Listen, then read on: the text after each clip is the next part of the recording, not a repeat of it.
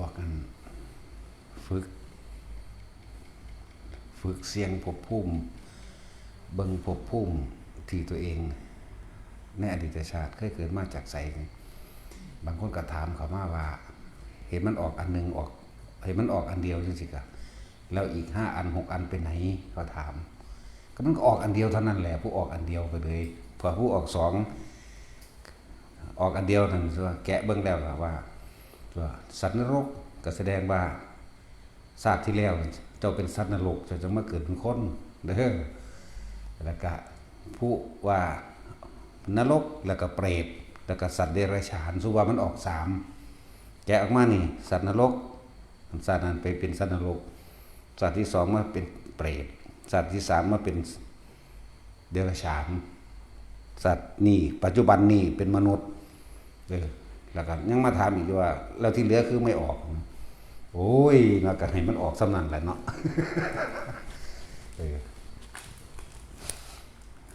มันบ่แม่นว่ามันจะออกมาเบิดคืออดีตชาติเจ้าของนั้นเคยเกิดมาจากภพภูมิใดมันก็ออกภพภูมินั้นมันบ่แม่นว่าจะออกมาเบิดมันบ่เกิดพร้อมกันอันที่เดียวเบิดหันเด้แกะอันใดออกเห็นอันใดก่อนอันใดที่เฮาแกะก่อนก็นั่นแหละศาสตร์นี้เคยเกิดเป็นนี่เอาบางศาสตร์บางคนก็เทวดาล่ะนรกก็ยังมีอันบ่ล่ะเทวดาศาสตร์ก่อนสิตกนรกที่เป็นเทวดาก่อนถึงมาตกนรกถ้าจากนรกแล้วจังมาเป็นคนในศาสตร์นี้เข้าใจว่าล่ะประสันสิว่าในอดีตชาติข้าพเจ้าได้เกิดมาจากภพภูมิใดขอให้รายชื่อภพภูมินั้นจงออกมาด้วยเถิดในอดีตชาติมั้ยนั่นแหละก็ใส่คำว่าสะสุมาสิโมแต่สิเบิ่งผู้อื่นก็สุสะมาสิโมตัวฟังดีๆแล้วมันมี2คำเด้สะสุเห็นบ่แต่สิเบิ่งผู้อื่นเฮาเขียนภพภูมิไว้แล้วนี่แต่ละอันเขาก็แสดงวิธีทำรายละเอียดให้เบิ่งก็ได้ล่ะเนาะแต่สิเบิ่งชาติว่าสมมุติว่าตัดสินตายแล้วไปเกิดไสนี่ก็เขียนตัวบัดนี้ถ้าเบิ่งอดีตชาติตัวเองว่าสะสุมะสิโมเห็นบ่ล่ะถ้าเบิ่งตัดสินตายสุสะมะสิโมเปลี่ยนคำอยู่ทั้งหน้านั่นนึงได้ล่ะตัดสินได้ตายซาโมเล่มองเท่งไปแล้วในปัจจุบันชาตินี้บัดนี้ได้ไปเกิดในภพภูมิใดขอให้รายชื่อภพภูมินั้นจงออกมาเถิดเปิดเบิ่งปึ๊บนรกก็ฮู้จักกันตัวบัดนี้แต่มันออกมาก็จะว่าล่ะแล้วก็เฮ็ดเทื่อเดียวเท่านั้นแหละบ่มันไปเฮ็ดหลายเทื่อปานนั้นเฮ็ดทดลองว่ามันออกมาได้จังไดสิเชื่อหรือบ่เชื่อก็สร้างเด้เพราะว่าเฮาบ่ได้จับนำเฮาบ่ได้บายนำนั่นบ่ล่ะเฮาบ่ได้ยุ่งเลยเจ้าของเป็นผู้ท่องเอาเองว่าเอาเองแกะเอาเองพร้อมวิธีมันเขาก็บอกเบิดแล้วแม่นบ่ล่ะแต่ตัวเชื่อบ่เชื่อก็สร้างเจ้าแล้วเจ้าเฮ็ดเอาเองมั้ยก็เป็นแต่ผู้บอกซื่อๆมั้ยแม่นบ่ล่ะสั่นตัวบ่เชื่อก็สร้างแล้วสร้างมึงแล้วมึงเป็นผู้เฮ็ดเองเด้อกูบ่ได้จับนะมึงนั่นแหละเหมือนกันกะเวลาเฮาเบิ่งผู้อื่นเฮ็ดนี่โอ้ยมันจังสั่นมันจังซี่ก็ว่าได้เนาะแม่นแล้วมันผิดตัวนั้นมันจะให้อันใดออกมันก็เอาตัวนั้นตัวนี้มันก็เปิดแบบนี้เด้บัดเจ้าของเฮ็ดเอาเองนั่นน่ะสิงงเองดอกตอนนี้มันเกิดจากในขณะใดที่มันว่างจริงๆมันจะออกมาดอกจิตว่างเป็นวิธีฝึกจิตให้จับเอาความว่างจะก็เฮ็ดเล่นไปนั่นแหละเพราะว่านี่เป็นแค่ของเล่นฝึกจังได้ก็เป็นการทรงอารมณ์เป็นกุศลอย่างอีกอย่างนึงก็เป็นทรงฌานเด้พวกนี้จิตต้องทรงฌานจังสิเป็นไปได้นะ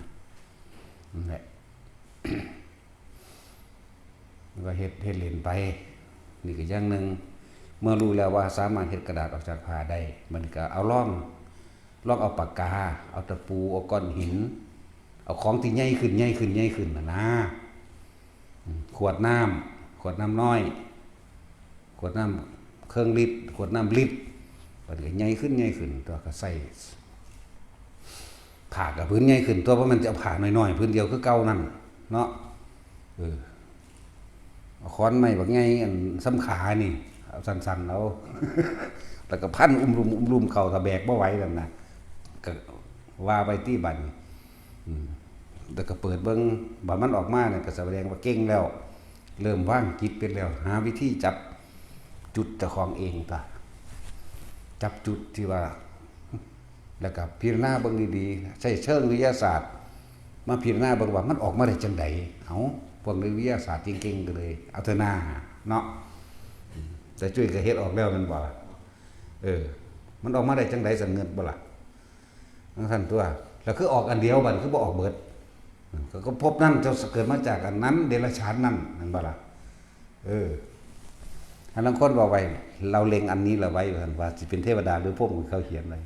มันบ่ได้แปลว่าเล็งอันนี้ไว้ให้ออกอันนั้นมันคาคิดอยู่จังได๋มันสิออกยังว่าในอดีตชาติข้าพเจ้าได้เกิดมาจากภพภูมิใดขอให้รายชื่อภพภูมินั้นจงออกมาด้วยเถิดคือเขาเขียนภาพไปแล้วพันไปแล้วมันบ่ล่ะบ่แม่นว่าสิไปเล็งเอานั่นถ้ามันคาคิดอยู่หั่นแล้วมันสิออกเนาะเป็นวิธีฝึกเล่นๆของเล่นนำอันนึงบัดนี้ก็เริ่มเอาของใหญ่ขึ้นออกตัวหลังจากนั้นก็เอาตัวเองตัวเวลาเฮาไปนอนอยู่ในห้องเอาผ้าคลุมตัวเองไว้ก็บริกรรมไปนั่นแหละจากบ่ล่ะเนี่ยเป็นการฝึกฤทธิ์อภิญญาอย่างหนึ่งก็มีในตัวเองนี่ล่ะนี่คือเฮาเอาหาวิธีที่ง่ายให้มาเฮ็ดได้นี่เอาวิธีที่ง่ายให้มาเฮ็ดมาเล่นคนบ่มีฌานบ่เจริญฌานจิตบ่ทรงฌานมันเฮ็ดบ่ได้ดอกเข้าใจบ่ล่ะเฮ็ดบ่ได้จิตทรงฌานก็เพ่งอยู่ในอารมณ์อันเป็นหนึ่งนั่นแหละว่าจิตทรงฌานฌานแปลว่าเพ่งจิตเป็นอารมณ์หนึ่งบ่แม่นเครื่องลึกลับซับซ้อนบ่แม่นไปยากปานนั้นบ่มันเป็นนั่งอยู่ในไถมันผาอยู่ผู้เดียวบ่มันเป็นเฮ็ดนายนิ้วคิ้วขมวดเก่งกึ่งขึงอยู่ซั่นดอกซ้ำของเล่นๆมื้อนี้เข้าใจบ่ล่ะนั่นแล้วพวกบ่เป็นอันพวกเขาว่าต้องอย่างนั้นต้องอย่างนี้มึงบ่เป็นหั่นเนาะกูเอาผลมันของเล็กๆน้อยๆมาสอนคนซั่นให้เฮ็ดเป็นด้วยตนเองซ้ำเฮาบ่จับนำเลยเฮาแนะให้นี่เฮ็ดแบบนี้เด้อแล้วเฮ็ดเอาเองบัดนี้นี่ก็เป็นการทรงอารมณ์เป็นกุศลหรือจิตสีมันทรงฌานเพ่งอยู่ในอารมณ์ที่เป็นหนึ่งเรียกว่าทรงฌานเป็นฌานที่หนึ่งอันนี้ก็ดีวิตกวิจารปิติสุขเอกตามันทั้งทรงอยู่ในหันของมันเองดอกนั่นเว้าโดยหลักสูตรมันซื่อดอกมันจะเป็นยากอย่างภาษาสั่นนึงเนาะนี่เมื่อเฮ็ดของที่ใหญ่ขึ้นได้แล้วผ้าก็ใส่พื้นใหญ่ขึ้นตัวผ้าขนหนูมันนั่นผ้าห่มมันนั่นก็สิเฮ็ดขอนไม้ออกได้ทั้งเบิดนั่นแหละเฮ็ดแบบเดียวกันหลักการเดียวกันนั่นแหละต่อไปต่อมาก็เฮ็ดเจ้าของออกตัวแต่ถ้าเจ้าของออกมาเหนือผ้าได้ยามใดก็นั่นแหละแต่ถึงรุ่นนั้นขัดนั้นได้แล้วนี่เฮาสิมีหลักอันใดอันหนึ่งขึ้นมาในตนเองดอกต่อมาก็ไปพิงอยู่ที่ในห้องทะลุกำแพงออกมาได้หลังจากทะลุกำแพงมาได้แล้วก็ต่อมาก็ล่องไปพาเสาไม้มื้อนี้ล่องทะลุเสาไม้ไปให้มันได้เนี่ยจิตมันก็เข้มแข็งขึ้นตัวนั่นแหละถ้าทะลุนั่นนี่ได้แล้วก็เป็นมันว่าสำเร็จในตัวนั้นแต่ว่าเฮาบ่ได้เฮ็ดเพื่อสิไปเพื่อสิให้มันเป็นฤทธิ์แบบนั้นดอกเฮาเฮ็ดเพื่อว่าเป็นการทรงอารมณ์เป็นกุศลเฮ็ดเพื่อว่าสิได้ฮู้สิได้เห็นความคิดเจ้าของเองจังว่าล่ะความคิดที่มันในความอยากได้อยากเป็นนั่นเป็นนี่เฮาสิเห็นความเกิดดับของความคิดไปพร้อมเข้าใจว่านี่เพียงแค่ปฐมฌานก็สามารถบรรลุธรรมได้แล้วบรรลุสู่ความจริงได้แล้วรู้ความจริงได้แล้วเหลือแต่รักษาเท่านั้นแหละพุทธเจ้าที่เพิ่นสอนในโอวาทปาติโมกข์พากันแปลเบิ่งเด้อเพิ่นสอนชั้น1ถึงชั้น4เท่านั้นเด้อาจารย์บ่ล่ะเพิ่นสิเน้นๆอยู่หั่นวิตกะวิจารณังอุปัสสมาอัจฉตังสัมปสาทนังนี่เจตโสนี่เอโกทิภาวังอวิตกังอวิจารังวิเวกจัมปีติสุขังปรมังจานังอุปสัมปชาวิหารติแต่กันจังมาปีติยาจะวิราคะอุเบกโกสติว่าไล่อ่านเบิ่งเอารู้จักบ่ล่ะสุขสัจจปหานาทุกขสัจจปหานาปุเพวโสมนัสสะโทมนัสสานังอทุกขมสุขังปริสุทธิงนี่เห็นบ่เข้าฌานที่4จิตบริสุทธิ์ขึ้นมาแล้วนี่ ทั้งสั้นแล้วกับพากันไปอ่านเอาแปลเอาเนี่ยพุทธเจ้าสอนอยู่แล้วเนี่ยนี่เขาก็เอาของเพิ่นแหละมาสอนแต่ว่าอาจว่าออกจากประสบการณ์หรือตามความรู้สึกที่ผ่านมาใช่บ่ล่ะบ่แม่นว่าแต่หลักสูตรเดียวคนมันมีประสบการณ์อยู่แล้วมันเอาตัวใดมาเว้าก็ได้ตัวมันเป็นอยู่แม่เนาะบ่เป็นมันสิมาสอนคนได้บ่นั่นแหละเฮ็ดเล่นอันนี้แต่ว่าเฮ็ดเล่นน่ะมันสิมีดอกบัดนี้เฮาบ่ได้เพื่อสิให้มันได้ฤทธิ์ได้เลิศจังดอกมันได้เอาเองดอกบ่หาถ้าไปฝึกเพื่อสิเป็นฤทธิ์เลิศหยังดอกเนาะมันนั่งมีอยู่ในตัวมันเองแหละเมื่อทะลุเดินพาเข้าห้องโดยบ่ต้องเปิดประตูหรือออกจากห้องโดยบ่ต้องเปิดประตูมื้อนี้ได้แล้วทะลุไปตามต้นไม้เสาฟืนสายไฟได้แล้วก็เป็นอันว่านั่นแหละมันก็เป็นฤทธิ์ของมันเองแต่ว่าอย่าลืมว่าเมื่อไหร่ที่จิตเป็นอกุศลจักทำไม่ได้เข้าใจว่าล่ะคำว่าจิตที่เป็นอกุศลจักทำไม่ได้ถ้าเป็นกุศลอยู่ทำได้นั่นแหละถ้าเป็นอกุศลเฮ็ดบ่ได้เด้อมันเอาไปทำลายเอาไปเพื่อหาชื่อเสียงเอาไปเพื่อให้เกิดลาภสักการะเอาไปเพื่อทำลายบุคคลผู้อื่นเฮ็ดบ่ได้คือจังเฮาเอาของออกจากผ้าเอาก้อนหินจังซี่เอาหรือเฮาส่งสมุดหนังสือตะกี้เฮาส่งหนังสือวิสุทธิมรรคที่เฮาส่งไปตะกี้ส่งไปตกหน้าเขาปกโทรนำได้หรือยังหนังสือนี่นะเข้าใจว่าล่ะแล้วซื้อหนังสือก็หล่นลงมาตรงหน้าเขานี่ได้แล้วนะเขาเข้าใจกันอยู่แล้วเขาบ่ได้ยากเลยนั่นแหละก็สำเร็จเท่านั้นแหละ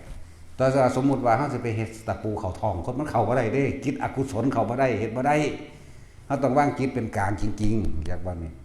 ต้องวางจิตเป็นกลางเป็นอุเบกขานี่อีกแขนงนึงแขนงที่2การคืบพระหรือคืบทดสอบกำลังจิตตัวเองอธิษฐานจิตตัวเองเข้าไปสู่ในวัตถุอันใดอันหนึ่งที่เขาเจ้าไปอันยังพุทธาภิเษกหรือปุกพระหรือยังเขาเอิ่นยังว่าพุทธาภิเษกหรือว่าที่เขาสวดยัดให้มันขังมันเข้มมันนะเลี้ยวเบิ่งซื่อมันก็ได้ล่ะเนาะจะไปหาสวดข้ามมือข้ามคืนใส่3 เดือน3 ปี9 ปีมาเฮ็ดหยังภาษาของกระจอกจังซั่นเนาะเดี๋ยวเบิ่งซื่อก็ได้แล้วแต่เฮาสิเฮ็ดนั่นแล้วมันเป็นของมันเอาเองดอก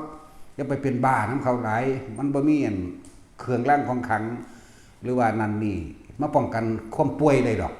มาป้องกันความเฒ่ามาป้องกันความตายป้องกันหิวบ่ได้ป้องกันป่วยบ่ได้ป้องกันเฒ่าบ่ได้ป้องกันตายบ่ได้แม่นว่าคือเขาสิเอาเหล็กไหลมาให้เอามาหาแม่มึงบอกว่าเด้ด่าซ้ำเด้คนเป็นบ้านํมันนี่ตัวเนาะเดี๋ยวมันตายแล้วมันมีเหล็กไหลกันเขาขาเอาเหล็กไหลซั่นแล้วแต่ว่าเฮาบ่ได้เงิดบ่ได้สอนแนวนี้ซ้ำสิเฮ็ดให้มันเป็นเดี๋ยวเบิ่งซื่อๆก็ได้บ่ฮั่นถ้าไปเสกบ่ฮั่นถ้าไปสวดอีหยังก็ได้บ่ฮั่นถ้าไปทำท่าพุ่มพำสิตัวคนเนาะสิดังนี่ก็ขังตำเฮาสิเฮ็ดนั่นเอาอีหลีซูเปอร์แมนตัวนี้ก้อนหินให้เอานี่เบิ่งเขาบ่เอาภาษาก้อนนี่เอามาหยังเอาทิ่มอันนั้นล่ะเอาทิ่มนั่นแหละแต่ว่าเฮาบ่ได้ไปสนใจเรื่องจังซั่นบ่มีสิ่งใดสิมาป้องกันความหิวความร้อนความหนาวความแก่ความป่วยความเจ็บและความตายได้เฮาจึงบ่สนใจแนวหมู่นั้นแล้วเฮาบ่สนใจดอกบัดนี้คือเฮาก็เอากระดูกศอกอันตัวนี้มันก็ต้องมาเฮ็ดเอาเองมันบ่ล่ะขนาดบอกอยู่ต่อหน้ายำๆนี่ก็ยังพากันเฮ็ดบ่เป็นอยู่คือแต่เฮาเอานิ้วมือเวลาเฮาคืบมามันสิพอดีกันในนิ้วกลางของเฮาเองนี่เขาเรียกว่าอันหนึ่งคือพระสุคตคนมาตรฐาน แต่คนบ่มาตรฐานคือแท็กซี่ดิบ่ได้มาตรฐานบ่มึงฐานอยู่เนาะใครอยู่ถ้ามาตรฐานอยู่บ่เสียซากเกิดดอก ก็มาฝึกสอนหัดเอาตัวน้ำพระมุนี่ม่วนเขามุนี่แล้วเฮาก็เอาของวางไว้ระหว่างเคิงพี่กลางนิ้วพี่เข้าใจบ่นี่วางไว้พี่เด้แล้วก็คือมาจากกระดูกศอกมันปึ๊บมันบ่ถึงจังเทื่อเด้นั่นถ้าเฮาอธิษฐานจิตลงไปแล้วว่าสิให้มันเป็นหยังก็ ว่าบ่ให้คืบถึงมันก็บ่ถึงเด้นั่นแล้วหยิบก้อนหินใส่เอ้าจังซี่อันแต่เฮาก็หยิบไฟแช็กใส่ซ้ำตัวเอ้าคือเบิ่งมันบ่ถึงเด้ล่ะไฟแช็กหามันสิไปขังเนาะนั่นแหละคือความเคยชินบ่ฮู้ซะแล้วมันอยู่ที่การเขาสำรวมจิตเพ่งจิตเข้าไปพี่เข้าใจบ่ล่ะมันเป็นของมันเองดอกลิดๆเดๆนั่นน่ะบ่ฮั่นก็ไปเอาดอกมันบ่ได้สอนถ้าเพ่งเข้าไปในหั่นหยิบก้อนหินก็หล่อมาเอาคือเบิ่งก็ดูบัดนี่นะเพิ่นก็กลุ่มคือเบิ่งได้ก็บ่ถึงได้ล่ะพี่มันอยู่พี่จักว่าขนาดเฮาวางไว้นี่เด้นี่ปกติข้างบนมันบ่มีหยังมันสิคืบถึงมันบ่ล่ะเนี่ยมันสิคืบถึงพี่แต่นี่ต้องมาฝึกเอาในคนที่เป็นแล้วเด้อมาฝึกเอามันบอกจังได๋มันก็นั่นดอกแต่เฮาเห็นเขาเฮ็ดจังซี่แต่เฮาเหลียวเบิ่งธรรมดานี่แม่นแล้วมันยับเข้ามันยับออกเห็นบ่บัดเจ้าของเฮ็ดเองงงเลยได้บัดนี้อ้าวเป็นไปได้จังได๋วะนะเฮาก็สอนให้ดอกอย่างมื้อนี้ดูแลถ้าเกิดจากการที่คนทรงชาติเดินชาติหรือจิตที่ทรงชาติของพวกนี้มันเป็นฤทธิ์เป็นเดชมันเป็นอีหยังที่เป็นเครื่องปกปักรักษาตัวเฮาเองโดยที่เฮาบ่ได้ว่าเฮาสิป้องกันนั่นรักษานี่แต่ว่ามันเป็นเองนี่วิธีที่2สามารถหยุดหรือเคลื่อนหยุดสิ่งใดสิ่งหนึ่งอันเป็นอันตรายก็เกิดจากเฮาใดมันหยุดเอาเองเป็นเอาเองคือพวกเขาถึกรถซ่อนกันมื้อนี้แหละตัวเขาเองบ่เป็นหยังเห็นบ่ความกระแทกบ่กระแทกถึงเขาเองนี่เห็นบ่นี่ผลพลอยได้มันเยอะแยะเด้ที่สอนให้ทุกคนทรงชาติอยู่นี่สุขสอนคนจับจุดอุณโลมแล้วบ่จักเข้ามาจิตทรงชาติก็เป็นจังซี่แหละรู้ในอารมณ์ที่เป็นหนึ่งจิตหนึ่งเพ่งอยู่ในความรู้สึกที่เป็นหนึ่งมาจิตทรงชาติรู้จิตกับรู้กับจิตเดียวกันนั่นแหละรู้แต่ว่ารู้สึกโตเอาตัวกายเป็นตัวหยุดกายเป็นธนาจิตเป็นธนากายก็อยู่ในหลักสติปัฏฐาน4นี่แหละที่เพิ่นเขาจะเว้ากันเรื่องอานาปานสตินั่นแหละฤทธิ์เดชๆอยู่ในหั่นแหละบ่หาถ้าไปฝึกโดยใส่ตัณหาความอยากเจ้าของดอกเนาะฝึกดูลมหายใจดินี่แนะให้อยู่นี่เด้บ่เห็นดิแนะให้อยู่นี่วิธีใส่มันบัดนี้เอาอาการปิติมาเป็นเครื่องรักษาโรคต่างๆปรับธาตุต่างๆในตัวเองก็ยังได้เด้อนะครับที่ฝึกให้ฝึกแต่ละคนแต่ละองค์อยู่นี่เห็นเขาบอกเปล่งปางนั่นโอ้ยแล้วแต่ก็อยู่นานๆต้นจากได้ความรู้ไหมเนาะก็อยู่นานๆตัวนั่นจนตายมันก็ได้ บ่แม่นว่าสำใดสักหนึ่งโอ้ยบ่ฮู้จักหยังดอกก็ถูกต้องกูบ่จักหยังอยู่แล้ว แล้วก็บ่เป็นหยังอีกเนาะแท็กซี่แต่ด่าคนจังถนัดแต่อีห่านี่คือ นั่นแหละมาฝึกเอาแม่นบอกไปเดี๋ยวนี้ก็เฮ็ดบ่เป็นแท็กซี่ก็เฮ็ดเป็นแล้วก็สอนเขาถ้าทางนั้นก็ดีแต่จุ้ยเฮ็ดเป็นหรือยังโอ้คนขี้ลายอยู่แล้วก็ขี้ลายปื้มกว่าเก่าอีก พวกผู้หญิงก็ฝึกเอาเฮ็ดได้เบิดผู้หญิงผู้ชายเฮ็ดได้เบิดบ่เกี่ยวกันกับเพศเขาว่าสิ่งเหล่านี้ใส่จิตเป็นกลางเบิดอุเบกขาบ่มีเพศเด้เข้าใจบ่นี่บ่เป็นผู้หญิงผู้ชายเด้นั่นแล้วใจตัวนี้ต้องใส่จิตเป็นกลางนั่นแหละฝึกทรงฌานเจริญฌานด้วยลมหายใจทำความรู้สึกตัวจิตหนึ่งเพ่งอยู่ในอารมณ์ที่เป็นหนึ่งเพื่อให้มันตั้งมั่นและเอิ้นว่าสมาธิจิตตั้งมั่นเอิ้นว่าสมาธิแล้วก็ตั้งตรงไหนในเรื่องกายของเฮาเองวิชาหรือวิธีของเฮาเองว่าเอาตั้งตรงกลางหน้าผากก่อนเดี๋ยวจังค่อยรู้สึกไปกับมันว่ามันจะเคลื่อนไหวไปที่ไหนเมื่อตั้งตรงจุดอุณโลมได้แล้วมันเคลื่อนบนหัวก็รู้บนหัวหมายถึงรู้สึกตัวเข้าใจบ่นี่รู้สึกโตนี่ครับว่านี่เวทนาในเวทนาคือโตนี่จากบ่นี่เป็นอุเบกขานี่บางทีมันก็ขึ้นมาหัวเลยนึบหน้าอยู่หัวเลยบางคนก็เป็นก็ล้มหัวกูดหมุนอยู่พอจากนั้นบางทีมันก็เกิดบูบวาบกับมาที่กลางอกเลยเข้าใจบ่นี่คือตัวกว้างๆเด้บ่แม่นน้อยเด้สั่นแหละ คนที่ฝึกทรงฌานเจริญฌานหรือบางที่ ที่เฮาบัดนี้เฮาสิเอาอาการปิติต่างๆเว้ารู้แล้วละเรื่องปิตินี่เฮาสิเอาภารณาปิติที่ว่าเฮ็ดจังใดเฮาสิให้มันโยกภารณาปิติเมื่อรู้ลมหายใจเข้าปุ๊บบางทีมันก็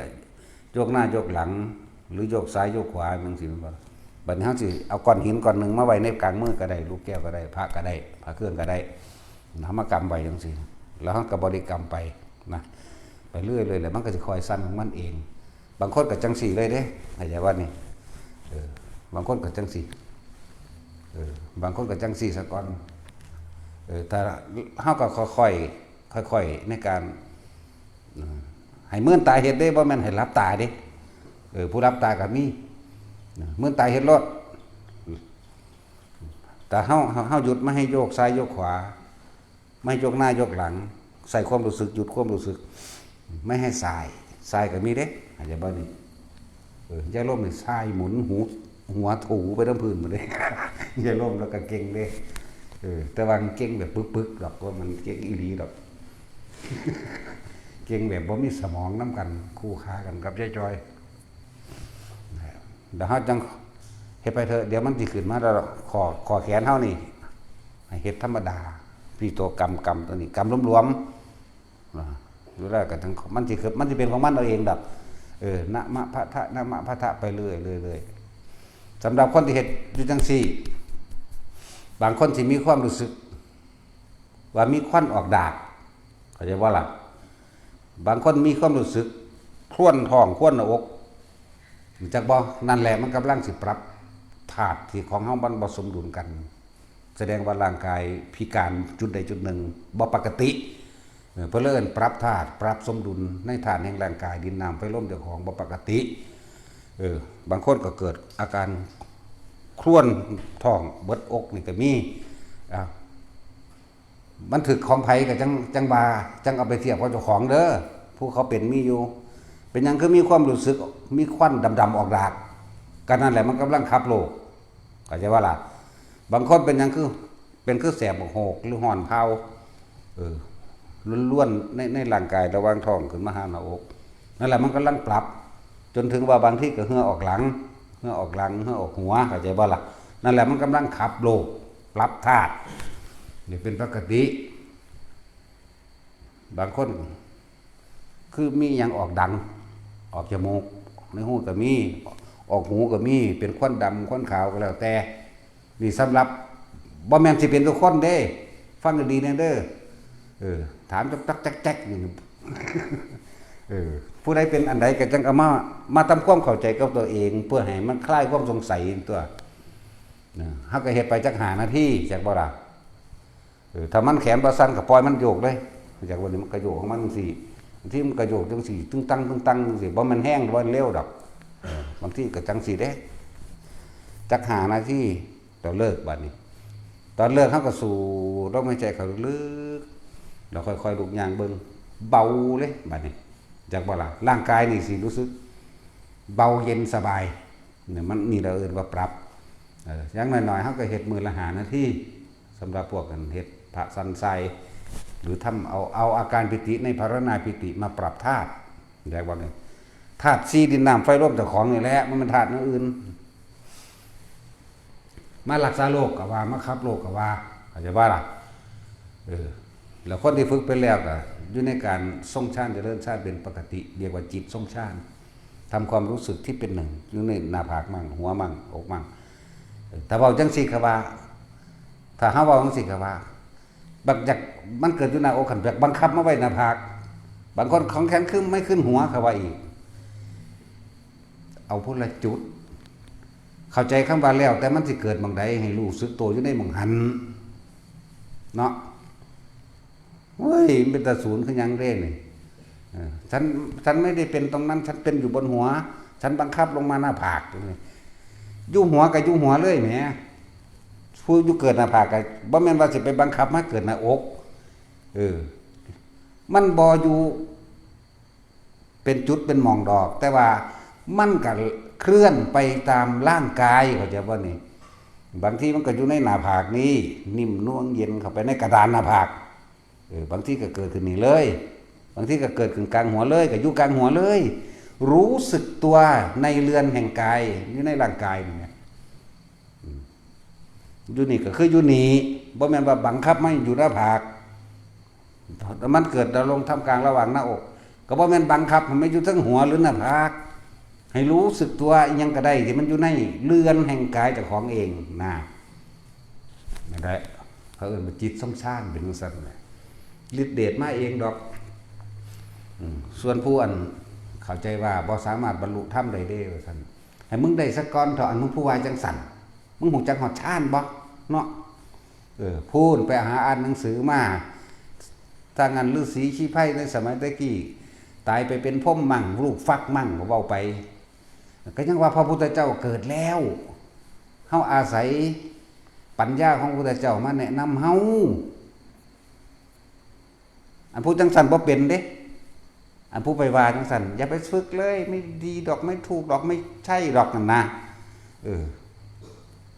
ตัวผู้วางสันมันไปยึดมันไปตัดสินยืนยันยังว่าใช่หรือไม่ใช่เนาะ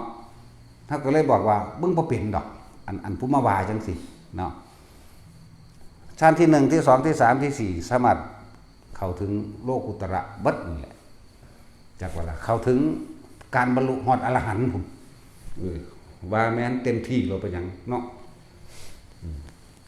ท่านที่1ก็เลิกอาหันได้2ก็หันได้3ก็หันได้4ก็หันได้อย่าว่านี่บ่ต้องไปเว้าฮอดสมาบัติ8ดอกบ่หาตามอากาสานัญจายตนะวิญญาณัญจอากินญาณเนวสัญญาณสัญญาหรือฮอดสัญญาเวทิตานิโรธมึงเฮ็ดเป็นบ่เด้อนี่เนาะกูเห็นก็เป็นนี่กูเว้าอยู่นี่เว้ามามันศูนย์จักว่าดิรู้จักศูนย์บ่ศูนย์บ่ได้มีค่าหยังเด้มาสิแมงนี่แหละศูนย์รู้จักบ่ตัวเขาอีหานี่แนวถนัดเข้าใจบ่นี่ฝึกเจ้าของมันเป็นสักก้อนมันรู้แตกฉานออกมาสักก้อนตัวจึงไปบอกผู้อื่นเนาะ จะมาขัดเขาไหมอย่าไปทำเลยจ้องจมูกวิธีทำมันน่ะกูได้ตัวมึงได้กูเบาอยู่นี่ลูกเขาอีหานั่นแหละวิธีทำมันเกิดขึ้นคำว่ารู้สึกตัวทั่วพร้อมกวาดบ้านก็รู้ว่ากวาดบ้านบ่แม่นจะบอกให้เอาเวทนาในเวทนาบ่แม่นเอาความรู้สึกภายนอกความรู้สึกภายนอกมีร้อนมีหนาวนี่ก็เอิ้นว่ารู้สึกตัวได้แต่ว่าเป็นความรู้สึกที่ภายนอกยังบ่ทันได้เป็นเวทนาในเวทนากวาดบ้านส่วนมากมันบ่อยู่น้ำกวาดบ้านดอกมันอยู่น้ำขยะมันอยู่น้ำฝุ่นน้ำฝอยล้างจานก็รู้ว่าล้างจานบ่แม่นว่ามันเป็นเวทนาในเวทนาได้มันอยู่น้ำบางนี่เพื่อเปื้อนแท้บางนี่คือเป็นลื่นๆอยู่บางนี่คือว่าเอามือกรีดอีดกันรุ่นมันอยู่น้ำตัวพุ่นจังว่าล่ะถ้าเอาความรู้สึกอันเป็นอุเบกขาเขามาอยู่ในกายโดยเอาอาการปิตินี่แหละมันเป็นเครื่องยืนยันจากว่าล่ะเป็นความรู้สึกตัวทั่วพร้อมในเวทนาในเวทนาตัวนี้แต่เวทนานอกคือหยังร้อนหนาวบ่พอใจเห็นบ่แต่ว่าจังสี่หรือจังเย็นพอใจเนี่ยมันเวทนานอกบ่ได้บ่เป็นในเด้จากบ่นี่ความรู้สึกเป็นกลางมันจะเป็นเวทนาในเวทนาตัวแต่จิตว่าเป็นกลางแต่จิตว่าเพ่งอยู่ในอารมณ์ที่เป็นหนึ่งมันจังใดมันสิเป็นเวทนาในเวทนาหรือมันสิเป็นกลางใดจังใดมันก็ค่าคิดถึงแต่ผู้อื่นอยู่เห็นบ่ล่ะคิดถึงผู้อื่นคิดถึงสัตว์อื่นจังสี่ความรู้สึกเจ้าก็ไปเกิดที่พูนเวทนาเจ้านั่นพอใจมั่งไม่พอใจมั่งมันไปนอกเบิดแล้วแต่เวทนาในกายที่ว่าหูร้อนหูหนาวในตัวเองก็ยังไข่อยู่เด้ไข่ก็ยังดีกว่าที่ไปคิดถึงผู้อื่นไปโกรธไปเกลียดไปรักไปชอบไปพอใจไปหกไปห่วงนี่มันไปนอกเบิดไปเกิดเบิดพวกนี้เป็นภพเบิดแต่ในตัวเองมันยังเตือนตนเองได้อยู่คือเฮานั่งปุ๊บนี่รู้สึกว่าปวดขาเด้นี่มันก็ยังอยู่ข้างในอยู่ห่างบ่ทันได้ในเข้าไปอีกบ่ทันได้เป็นจิตหนึ่งเข้าใจว่านี่แต่ว่ามีความรู้สึกโตอยู่ในรู้สึกอยู่แต่ห่างบ่ทันได้ตรงจุดประสงค์คำว่าจิตหนึ่งเพ่งอยู่ในอารมณ์ที่เป็นหนึ่งหรือจิตหนึ่งตั้งอยู่จิตบ่ทันเป็นสมาธิจิตบ่ทันตั้งมันถ้าตั้งมันแล้วมันสิบ่ออกนอกเข้าใจบ่นี่มันสิบ่ไปโอ๊ยปวดขาเว้ยโอ๊ยร้อนเว้ยปวดขาซ้ายปวดขาขวามันบ่เป็นแบบนั้นนั่นแหละหรือคือพวกถามว่าจะแก้เวทนายังไงคือเปลี่ยนท่าตัวร่างกายก็บ่เป็นของเจ้าของความเจ็บก็เกิดขึ้นเป็นธรรมดาปวดเกิดขึ้นธรรมดาแม่นบ่ซั่น มึงนั่งสนะมื้อนี้มื้ออื่นมาก็ปวดคือเก่าก็เปลี่ยนท่าตัวรู้จักบ่ภาษาเฮาเอิ้นพลิกคิงนี่ภาษาไทยเดิมไทยแท้เด้นี่พลิกคิงเปลี่ยนท่าเอาเพราะซั่นเพิ่นสิบอกว่ายืนเดินนั่งนอนนี่เพิ่นบอกไว้เป็นกลางๆไว้นี่ยืนเดินนั่งนอนบ่แม่นว่าสิไปตายโตแต่ว่ายืนเดินนั่งนอนเด้นี่เพิ่นบอกเป็นหลักสากลเอาไว้หลักกลางๆเอาไว้ซื่อๆบอกในยะเดียวตลอดทั้งทำการทำงานจะว่าบาดนี่จิตมันสามารถตั้งมั่นได้คำว่านั่งก็จะนั่งเท่งทีรี่อยู่จังซี่นั่งเนิ่งๆก็ได้เด้อล่ะเห็นบ่ซั่นยืนเนิ่งๆก็ได้ยืนขาเดียวก็ได้ยืนไปข้างหน้าก็ได้นี่ผู้เขาเฮ็ดเป็นจังว่านี่นั่งท่าใดก็ได้นั่งขาขึ้นห่างอยู่ก็ได้นอนขาก้อยห่างอยู่นอนแข้งฝุ่นแข้งผีนอนคว่ำนอนหงายได้ปั๊บขอให้จิตตั้งมั่นเถอะเป็นสมาธิเถอะอย่าหนีออกจากความรู้สึกที่เป็นหนึ่งจังว่าล่ะนั่นแหละจังเอื่นว่าสมาธิแปลว่าจิตตั้งมั่นถ้าตั้งมั่นมันต้องบ่หวั่นไหวก็เริ่มจากการฝึกทรงฌานจะเดินฌานไปเรื่อยๆตัวเฮาสิจับจุดได้ดอกจับจุดได้ตนเองเด้บ่ไปจับผู้อื่นเด้จับความคิดเจ้าของนี่เด้บ่มันไปจับความคิดผู้อื่นหรือนั่นมันบ่มีผู้ใดจับความคิดไผได้ดอกร้อยทั้งร้อยอันเดียวนี่เอ้าถ้าผู้ใดฮู้ความคิดเฮาได้เนาะท่าเลยมาเบิ่งตอนกูคิดหยังกูมีความคิดบ่เนาะพูดแล้วมาท่าเลยเอ้ามึงเห็นความคิดกูแม่นบ่ล่ะแท็กซี่มึงเคยเห็นจักเทื่อบ่ความคิดเนาะก็เห็นแต่ของเจ้าของเท่านั้นก็นั่นแล้ว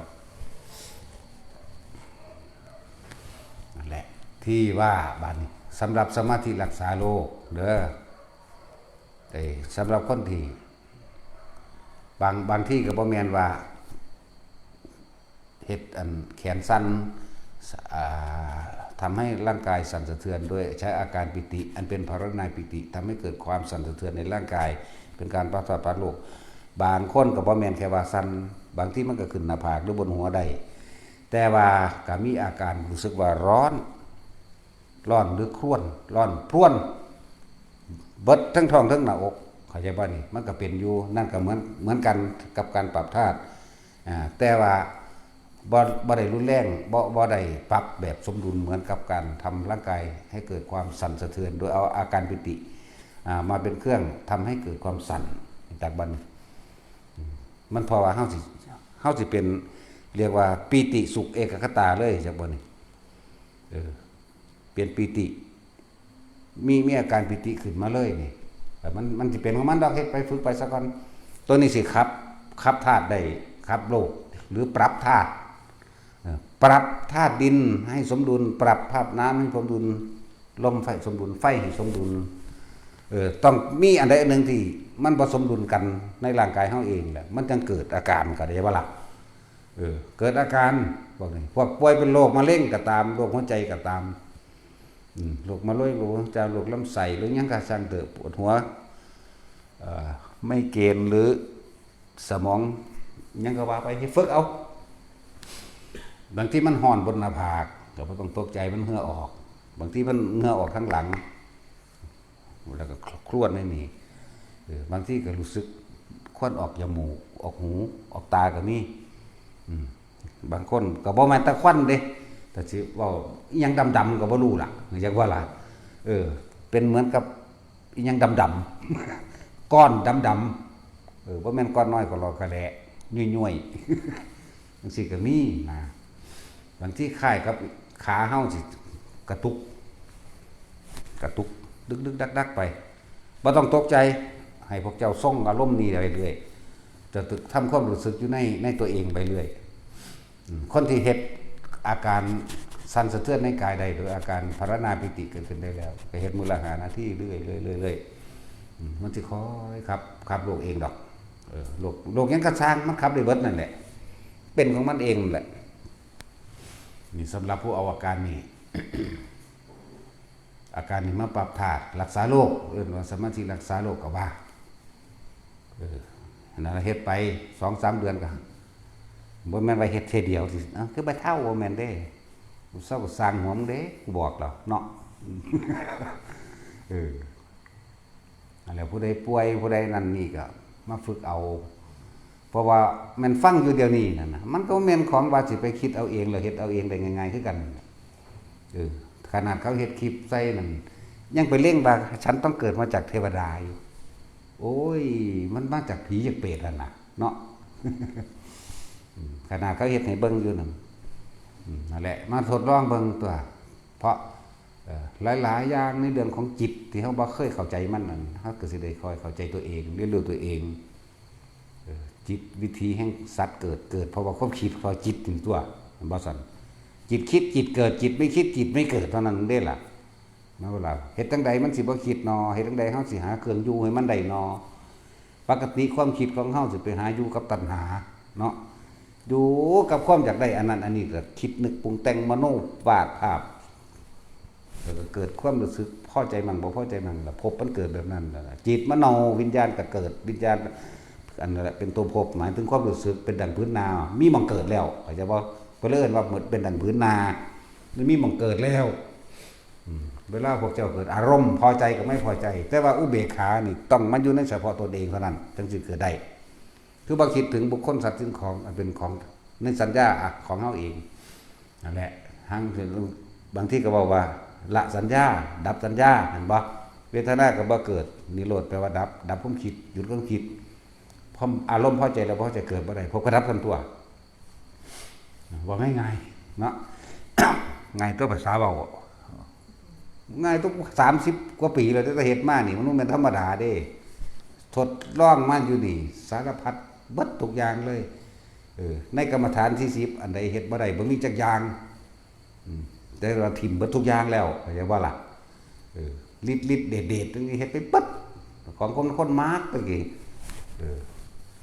เฮ็ดไปแล้วก็เวลาเขามาด่าก็ศูนย์ใส่เขาอยู่มั้ย ใครแน่แต่เดี๋ยวนี้ด่าเขาบ่ศูนย์เรียกว่าล่ะ บ่ดับมันบ่โมโหมันคนละอย่างกันเฮ็ดไปว่าเอ้ามันก็บ่แม่นแนวสิพ้นอีหยังใดแน่มันนั่งสิจับจุดตัวเองได้ดอกนั่นแหละมาเฮ็ดทดลองเบิ่งสำหรับพวกใส่อุพงคาปิติ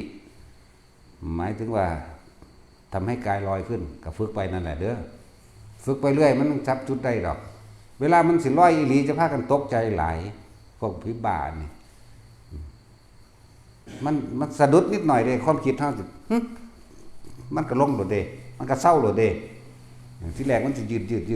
ขึ้นซะก่อนเข้าใจว่าล่ะ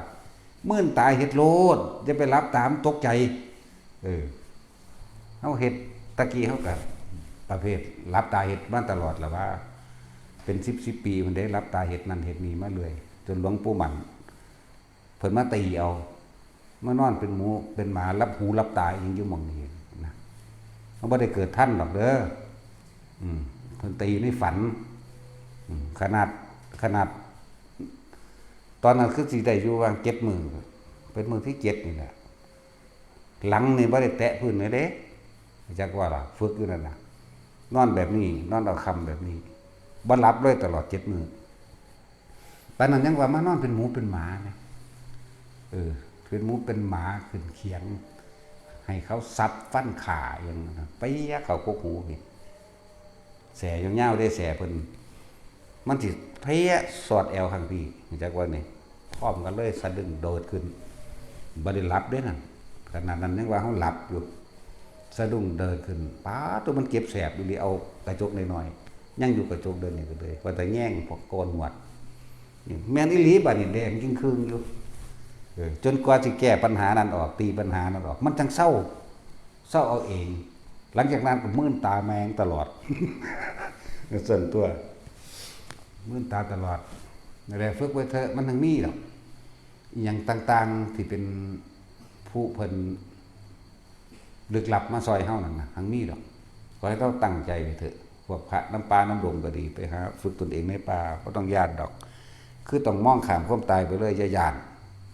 บ่ให้ญาติลำบากบ่ให้ญาติตายบ่ต้องญาติเจ็บจนปวดบ่ต้องญาติหิวญาติร้อนญาติหนาว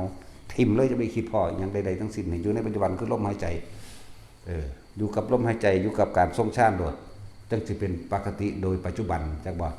แต่เฮาคิดกูมีน้ำกินบ่น้อทางหน้านั่นมันไปอยู่ในอดีตแล้วจักบ่มันคิดถึงน้ำอนาคตเกิดแล้วจิตเกิดแล้วเป็นตามีเสือบ่นอเป็นตามีงูบ่นอแต่กูพอสร้างกูเฮ็ดจังได๋นอนี่อดีตเบิด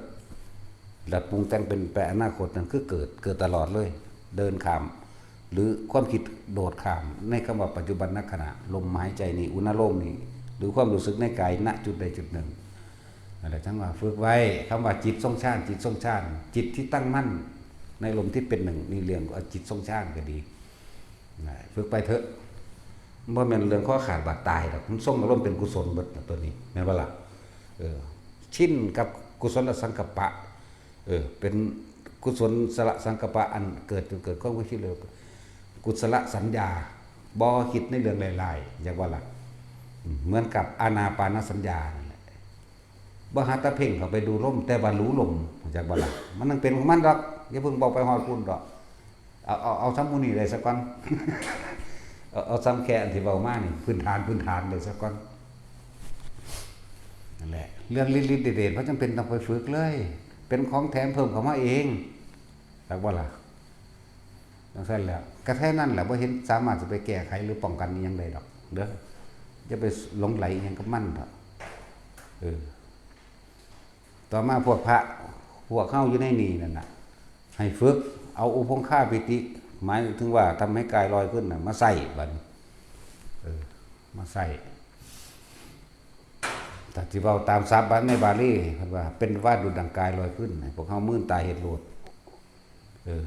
บัดนี้ใส่อันแต่ที่ธรรมดากิจคนมันต้องมีหม่องเกาะเนาะเกาะในคำบริกรรมนั่นแหละแต่คำบริกรรมเป็นตัวคาถาคาถาก็คือคำบริกรรมนั่นแหละว่ามันคาถาวิเศษวิโสอย่างดอก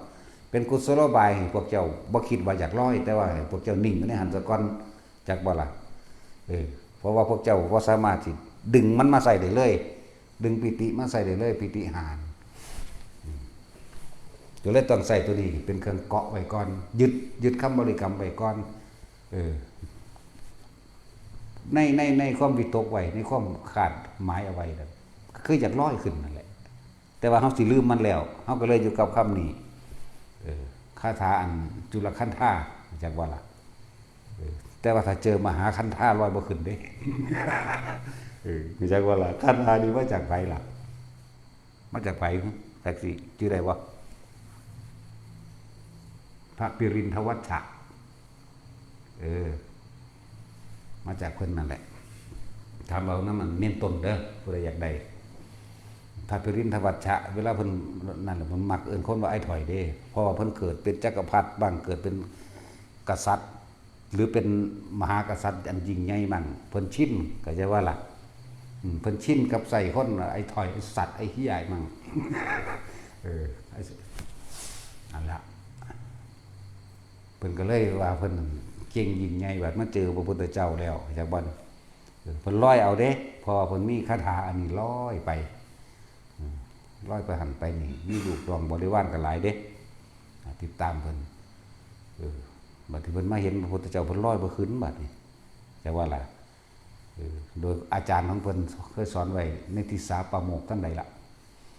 ว่าแต่เฮาไปอยู่ต่อหน้าบุคคลผู้ใดหนึ่งเฮาบ่อาจสามารถใส่คำบริกรรมคาถานี้ลอยบ่ได้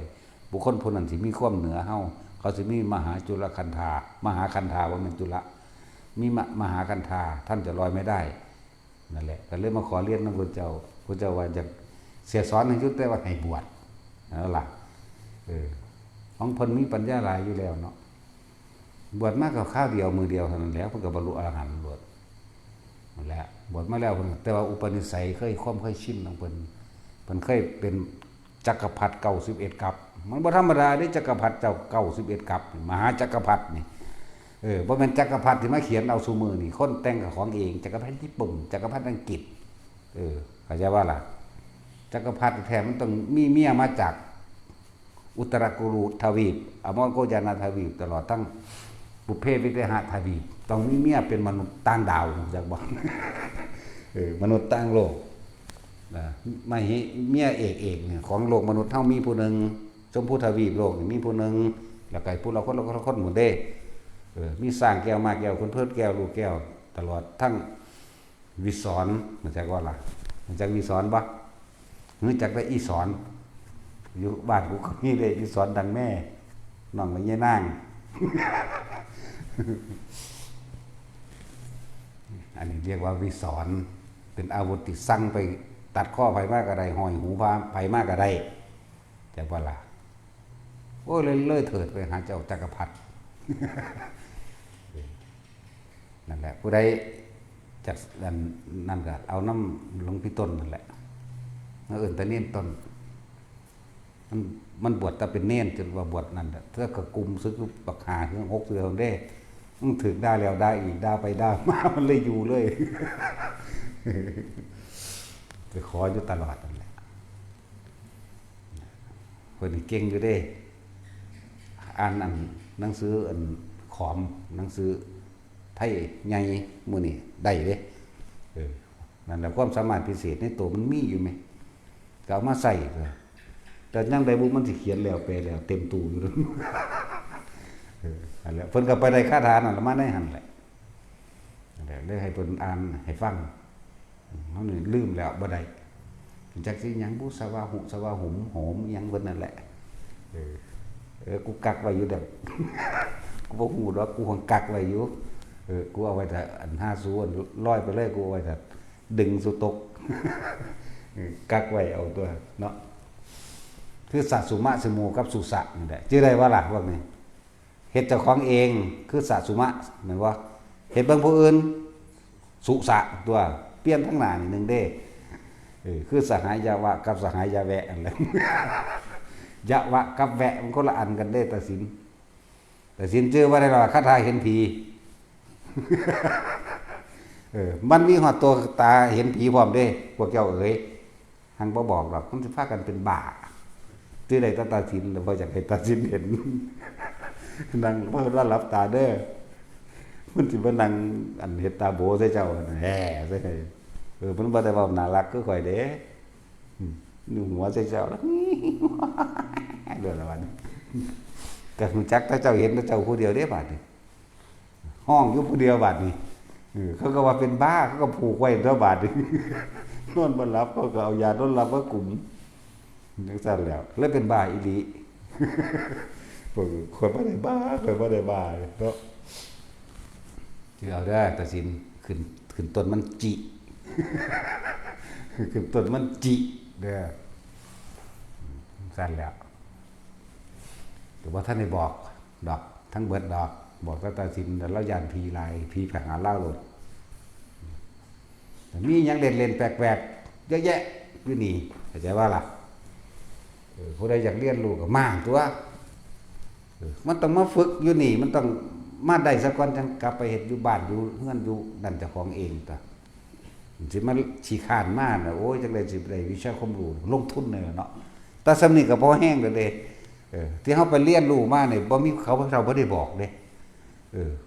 ไปหลักจำเอาเขาเจ้าเรามาทดลองเองได้บาดนี้แล้วทดลองเฮ็ดได้หลายกว่าเขาก็มาเรียนนำเฮาคืนเด้จังมาบอกเฮาว่าจังซี่ว่าซั่นกูว่านํมึงดอกของกูได้กว่านั้นอีกแต่ว่าก็บ่ว่าเรียนนำเด็กน้อยเด้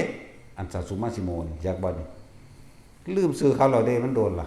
ชื่อเขาบ่ได้แล้วเขาบักหยังบ่เขาเฮ็ดเขาหังบ่ได้มาเฮ็ดเบิ่งผู้ภูมิเด้เขาเฮ็ดเบิ่งผู้สาวมักเขาหรือว่ามักเขาพุ่นเด้นี่เขาสิเขียนชื่อผู้สาวหลายๆคน5คน6คนแล้วแต่เขาอีนั่นอีนี่เขียนไปได้บัดนี้เขาสิท่องคาถาอันนี้แหละในขณะนี้ท่านในขณะนี้มีใครคิดถึงข้าพเจ้าในขณะนี้ขอให้รายชื่อบุคคลผู้นั้นจงออกมาด้วยเถิดเขาเห็นเบิ่งผู้สาวคนเด้เข้าใจว่าล่ะเขาออกมาปุ๊บออกมาแล้วเขาก็เฮ้แต่เขาเดินเขาก็ไปเบิ่งซื้อได้น้อยเขาเห็นเขาก็โทรหากันเจ้าคิดก่อนเอ้าคือฮู้ว่าซั่นเขาก็เอามาพลิกเฮ็ดจังซี่ซื่อๆได้ล่ะนั่นบ่ล่ะเอามาพลิกแพงแปลงไปซื่อๆเด้เขาเห็นเบิ่งผู้สาวอยากว่า คือพวกเขาว่าปลุกพระนี่มันพากันอันจิตทั้งต่ำพวกปลุกพระอันบ่ล่ะพุ่นไปหาอันเบิ่งผู้สาวนอนไปอันดมแก้มเขาจับนมเขาเนาะบางที่ไปถือกันอีหยังเจ้าที่เจ้าทางเขาขี้มาเอาปากว่าเอาดอกมันก็สั่นสิกลับแล้วมันมาแล้วว่าดิเอาต้องใส่คาถาทิพยธรนั่นนะเฮาก็ฮู้จักแต่เป็นเน้นมาได้ฮู้จักอันนี้อมทิพยธรกินมาพรหลอดไฟกูจะบายแล้วก็ฟันขาพยธรอมทิพอิสุหะเพิกว่าเด้สูบ่ล่ะสูแล้วนั่นเนี่ยเดี๋ยวก็เฮ็ดเสียงมาไปแล้วบัดนี้ม่วนๆอยู่ในโบสถ์เฮาก็ไปร้อยลักเอาน้ำของพวกผู้ใหญ่เขาเฮ็ดกันเด้กูเฮ็ดแนวใหม่บัดนี้อยากว่าล่ะเขาเจ้าบ่ได้สอนไปเฮ็ดเอาเองน้อมจิตขึ้นไปข้างบนพูนระบาดไปเที่ยวทิพยวิมานสวรรค์สันต่างๆผมมาโลกไว้พุ่นเด้เบิ่งนรกเบิ่งสวรรค์ไปพุ่นเด้บัดคนละอย่างกันเด้ของเขาเอาไปนั่นโอ้ยไปเบิ่งอยู่ดอกว่าที่นึงสักอีหานนอนตดว่ะมื้ออีหานี่ว่ะคนงามๆเลยจังว่ามันนอนตดแปลกอยู่ปับอยู่ไม่สั่นแล้วเลยสั่งมันเลยแล้วว่าไปเบิ่งแล้วก็เฮ็ดได้อีหลีนั่นแหละแต่ว่าอันนี้ขึ้นอยู่การกับความจิตเด้อมิจฉาหรือสัมมาพลิกเอาตัวพลิกแพงแปลงไปเอาตัวของมื้อนี้แต่เป็นเน้นบ่ได้เฮ็ดมานี่ย้อนขึ้นหลังไปดูตอนมัน14ปีนึงเด้เดี๋ยวนี้มันหาเท่าใดแล้วจื้อก็บ่ได้อายุอ่อนแต่บางคนจะไปซื้อเลขบอกอีหยังก็จะไปหาซื้อเลขบักฮาไปซื้อฝันถึกเอาเองก็มาว่ากูบอกอาจารย์ไปบอกเลขผมมาสั่นหวยมึงจะมาเว้าเลยกูไปบอกบักฮานี่กูบ่เคยบอกเลขไผกระสั่งดอกมันให้ 3,000 อยู่มันก็สิถึกหลายเติบอยู่แล้วมันจะให้ 3,000 มันว่าถวาย 3,000 อยู่มันก็สิได้ถึกหลายเติบเด้ถ้ามันฟังมันก็หัวล่ะนั่นแหละมาตั้งลูกเมียวันนั่นแหละมันดีใจมันเห็นว่าโอ้ยผมแฝงมากราบอาจารย์ซื้อตรงนี้ดีใจมันว่าแม่นดีใจเห็นอาจารย์เด้ดีใจมันถึกเลยผมฝันว่าอาจารย์ไปบอกเลขผมซื้อแล้วสั่นเอามาอันตัวอย่างเนาะตัดสินมาแล้วมันก็ถวายใส่ของเขาไป 3,000 พุ่นเด้ล่ะแสดงว่าถึกหลายอยู่เด้เนาะนั่นแหละของเล่นเฮาก็ของเล่นของพวกเรานี่เฮามาพลิกเอามันขึ้นอยู่กับการพลิกจิตหรือความคิดเฮานึงเด้สัมมาทิฏฐินี่คือคิดไปในทางที่เป็นบุญเป็นกุศลคิดไปในทางที่ตามความเป็นจริงใดนะมิจฉาทิฏฐิคือคิดไปในทางที่ต่ำทรามเอาเปรียบหรือหลายๆอย่างนั่นแหละว่าไป มันหลายอย่างได้เฮาไปหาร้อยเอาจำเอาน้ำพวกผู้ใหญ่พวกพระผู้เฒ่าเขาเฮ็ดนะเฮ็ดก็เฮ็ดแต่แนวต่ำๆหรอกเฮ็ดเอาเลขผีโบราณมันจะไปฮู้จักเลขขนาดผีพวกนั้นว่ากูบ่ได้เรียนหนังสือก็ยังไปกลุ่มเขาให้ไปกองสลากบ่ฮู้จักกองสลาก มันเป็นจังได๋ยังว่าก่อนผีบ่ได้เรียนหนังสือเนาะ ผีปูตาเขาไปบังคับเอาผีให้ผีปูตาไปจังซี่โอ้ยนั่นแหละไปกองสลากอยู่ไปกรุงเทพบ่ฮู้จักกว่ากรุงเทพตะกี้มันบ่ได้มีกรุงเทพ เขาถามกันอยู่นี่มานานปานใดนั่นโอ้ยอยู่มาเท่าใดพันปีแล้วซั่นกรุงเทพสิไปมีมาตั้งแต่แต่ว่าตะพันปีพุ่นเนาะกรุงเทพมันก็เกิด 2-300 ปีนึงมันพอ200 ปีซั่นบ่บุประมาณนี้แล้วเนาะเดี๋ยวบ่พอ2ซั่นดอกแต่อยุธยาแต่กรุงธนจังมาเป็นกรุงเทพเว้ยเนาะนะครับเฮาก็เอามาพลิกเอามาเฮ็ดเอาเด้แต่เรื่องสู้กับผีจริงๆนี่ก็เยอะแยะเด้ สู้กันแต่เป็นเน้นหน่อยมันเด้สู้กับผีดีนี่เด้บ่แม่นผีในฝันบ่แม่นดีนะเรียนหนังสือนี่ก็6-7 คนเน้นหน่อยอยู่ในหันเดมื้อเข้ามาในอันหน้าต่างนี่กระดูกกากซากเด้แต่เป็นคนโบราณมันมือใหญ่มันแหมนกึบขึ้นมาแตกดีวัด พอแต่ดังกรึมทั้งกุฏิดังสูงนั่นนะหลวงพ่อนั่นแล่นน้ำหนาหมู่หลวงพ่อน้อยถ้าคอยได้น้อยถ้าคอยได้น้อยถ้าแนวใดเจ้าของแล่นออกหน้านี่ตอนไปบิณฑบาตนี่แม่อันตะกี้บ่มีอันทะลกบาทเด้ตอนไปบิณฑบาตย่างตุกตักตุกตักตุกตักบาดแล่นย่านผีนั่นนะมันแล่นหันก็หมู่แท้โอ้ยแล่นหันหลวงพ่ออันนี้ตลกแต่เป็นเรื่องจริงเด้มือไม้มาพากันหนีไปนอนเพื่อนหลวงพ่อนั่นเราอยู่บัดนั้นปล่อยเขานอนสู่อยู่ผู้เดียวนั่นแหละเมื่อนั้นเป็นพัดลมพร้อมกับคำบ่ทันรถมันเบิด5 โมงเวลาเป็ดเนียนห้องบ่ทันเจ้าสิเอาโต๊ะเอาน้ำเอาหยังเก็บจับเรียบร้อยแล้วเล่นในยางเอาเลยไปฮอด2 ทุ่มกว่าหนทางยางกับนั่นตัวใดละมันจะ20 กว่ากิโลพุ่นเด้หลังจากกันทละไปบ้านนั้นดอนกอยออกจากทางยางแล้วยังยางเข้าบ้านอีก7 กิโลเด้อบ่ธรรมดาเด้อยางเอาบ่มีไผจักคนไฟก็เปิดไว้อยู่ดับหลอดตอนนั่นแหละมันร้อนมันเมื่อยที่ขนาดยามหนาวเด้นี่ยังร้อนเด้มันยางมากมันอาบน้ำตีตะกี้มันบ่มีน้ำประปาเอาน้ำองค์แดงใหญ่แม่เปิดก๊อกมันแล้วตรงไว้นะก็ย่างเข้าไปเอาผ้านั่นแหละกลับออกมานั่นก็นั่งลงก็พอดีก็สินั่งลงมันหัวรอเฮาละผีบักใหญ่ขึ้นมาแล้วบัดนี้ตื่นตกใจก็ฟาดขันใส่บักแห้งขันน้ำกำลังสิตักนี่จักมันฟาดเป้าหัวใส่แล่นน่ะห้องสุดเสียงบ่ได้ห้องตกใจมันธรรมดาเด้เบิดคนบานแตกออกมามันห้องดังคักหลายแล้วศูนย์ในบาดนี่กำลังสิแล่นเข้าไปในกุฏศูนย์กันแก้วข้างมันโดดถีบ2 ขาเลยปัวปะไปพุ่นหลังบ่ถึกมันเด้มีแต่เจ้าของหมุนตกลงไปทั้งพุ่นแต่ว่าเป็นหยังเด้บ่ปาดบ่เจ็บบ่เลื่อนนั่นแหละจิตเวลามันร่วมเห็นบ่มันเป็นมันสู่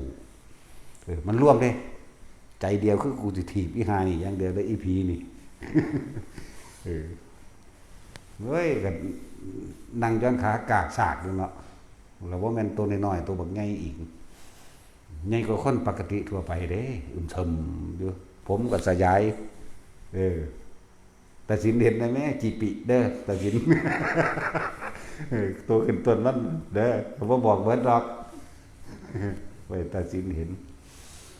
มหาตัดสินในแม่อีหานั่นอีพีเปรตนั่นมันบ่ได้ไปเกิดง่ายเด้มันบ่กี่มือนึงเด้พ่อเมืองมันดอกบ่บุญนี่แค่มาบ่กี่ปีนี่30-40 ปีนี่มันบ่จักไป40แล้วเด้นี่40 ปีแล้วเด้แต่เว้ามานี่เรื่องอันนี้เดี๋ยวของเฮาก็50 กว่าแล้วเนาะมัน40 ปีแล้วนี่เรื่องผีหลอกนั่นนะไปนอนอยู่น้ำโล่งขาสัตว์เก่าที่บ่ฮู้จักหยังมันดึงขาเฮาลากเลยนี่เบิดเด้อมีอีหลีเด้แนวนี้นั่นแหละภาวนาไว้ถ้าผู้ใดญาณภาวนาเด้อส่งชาติไว้นั่นแหละจังว่าให้ทุกคนคนที่ทรงฌานด้วยอานาปานสติไม่ว่าจะเป็นเทวดามารพรหมมนุษย์และอมนุษย์ทั้งหลายไม่อาจสามารถทำอันตรายใดๆกับเราได้เลยเด้อเหตุจนมันชินจนเอิ้นว่าจิตทรงฌานทำความรู้สึกอยู่ในอาการปิติอย่างใดอย่างหนึ่งที่เกิดขึ้นในเรือนกายจากบาลักมันสิป้องกันภัยหรืออันตรายใดๆทั้งสิ้นเรียกว่ามัคคะสิทธิฌานจากบ้านนี้มันจะเกิดเป็นบุญจริตป้องกันเฮาเองบ่ว่าจะเป็นอุบัติเหตุหรือโรคภัยไข้เจ็บก็มาคอยทุเลาเบาบางลงฝึกไปเถอะ 3-4 เดือนนี่หายได้จริงๆเด้คนฝึกจริงๆน่ะจะว่าล่ะบ่ว่าจะเป็นมะเร็งบ่ว่าจะเป็นหัวใจบ่ว่าจะเป็นโรคอีหยังก็สร้างนี่ฝึกเอา 3-4 เดือนฝึกไปได้ธรรมะได้ดูความจริงโดยธรรมพร้อมโรคก็หายและอาชีพการเงินการงานก็ดีขึ้นพร้อมเด้นั่นแหละเพราะว่าหยัง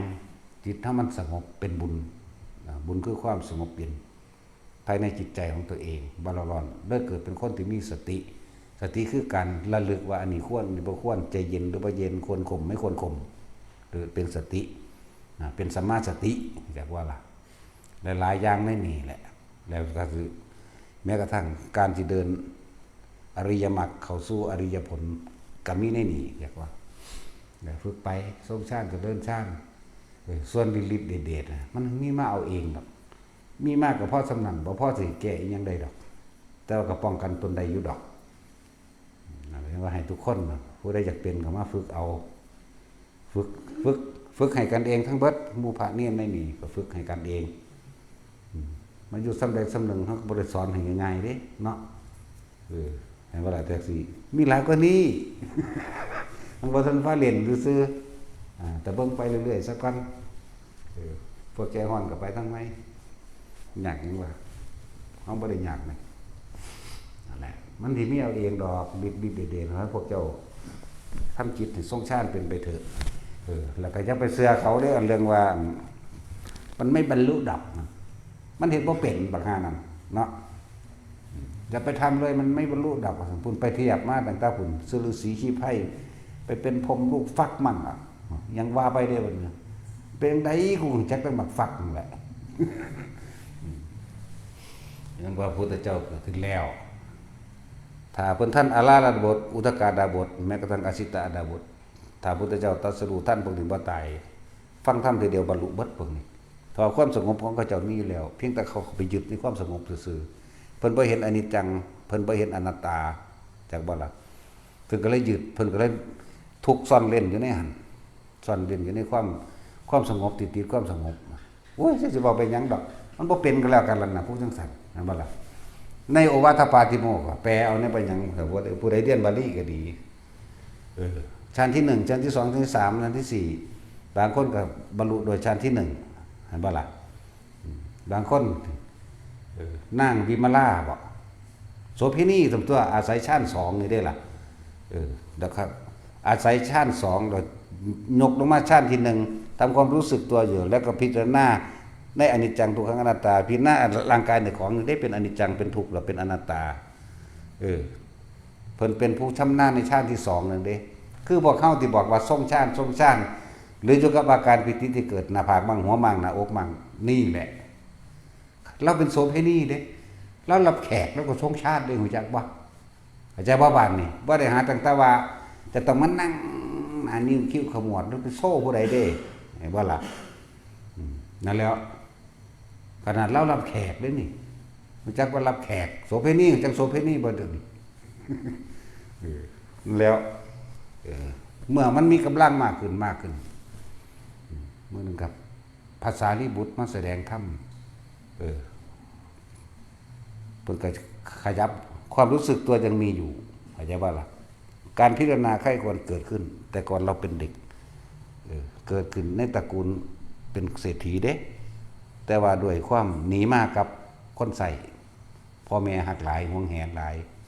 ได้หูจักตาถาดผู้เดียวที่เป็นผู้ชายได้หูจักกันเท่านั้นเลยหนีมาอยู่นำกันแต่ว่าโดยความที่ว่าเราเกิดอยู่ในตระกูลที่สบายเฮ็ดหยังบ่เป็นบ่กี่ปีผัวเราก็ทิ้งเพราะว่าเราขี้คร้านเฮ็ดเรื่องได้ก็โดยกรรมของเราเองนั่นแหละเฮ็ดหยังก็มีแต่ใส่ก็แต่ของเป็นทาสเนาะบัดนี้มันเป็นผัวแล้วโดยความมันก็บ่มีความเคารพกันตัวมันเป็นเมียกันแล้วเนาะนั่นแหละบัดนี้เลย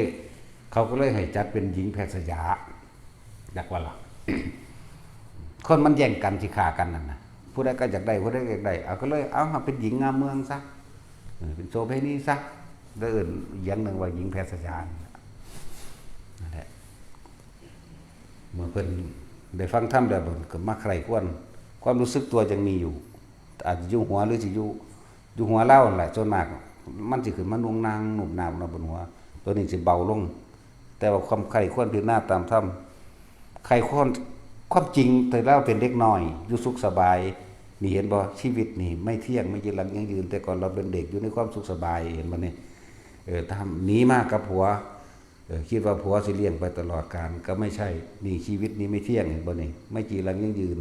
ไม่เป็นดังที่เราคิดเนี่ยเพิ่นก็เข้าใจคำว่าอนิจจังแล้วเมื่อสิ่งใดผัวบ่ได้เป็นตลอดและเป็นทุกข์เพราะว่าเฮายึดในความสุขในความสบาย จนสุดท้ายแล้วเฮามาเกิดเป็นโสเภณีอันนั้นอันนี้เรื่อยๆไปนี่อนิจจังทุกข์แล้วก็อนัตตาก็เกิดขึ้นทุกอย่างมีความเกิดขึ้นธรรมดามีความดับเป็นธรรมดาแต่ในตำราก็เลยบอกว่าเพิ่นบรรลุแค่ว่าโสดาบันบ่แม่นจักว่าล่ะเมื่อเพิ่นบรรลุอันนี้แล้วเพิ่นก็เลยขออาราธนาพระพุทธเจ้าให้มาซอยเพิ่นใส่กระแสแห่งความคิดนี่แหละคิดถึงพระพุทธเจ้าแต่พระพุทธเจ้าก็ใส่เรียกว่าทูเตนะอุปสัมปทาโสเภณีผู้นี้พระพุทธเจ้าเป็นผู้บวชให้แต่ว่าบ่ได้บวชกับปากทรงสมณทูตผู้หนึ่งมาอาจจะมาโดยฤทธิ์ในเมื่อนั้นพระศาสดาทรงพุทธานุญาตให้เธอบวชเธอจงเป็นภิกขุณีมาเถิดนี่ผู้นี้เป็นพุทธเจ้าบวชให้พุทธเจ้าบวชให้ตะกี้ก็มีไผล่ะที่ว่าบวชเป็นพิเศษเลยนี่เรียกว่าบวชโดยพระโอษฐ์ของพระองค์เองพุทธเจ้าห้องบวชคือนั่งพิมพ์ผ้ากันนั่นเองนอกนั้นผู้อื่นได้บวชให้ผู้นี้ก็เรียกว่าทูเตนะแต่ว่าบ่แม่นโดยพระโอษฐ์แต่ว่าโดยใส่ทูตแต่ทูตจักบ่บ่แม่นคนขี้ทูตเด้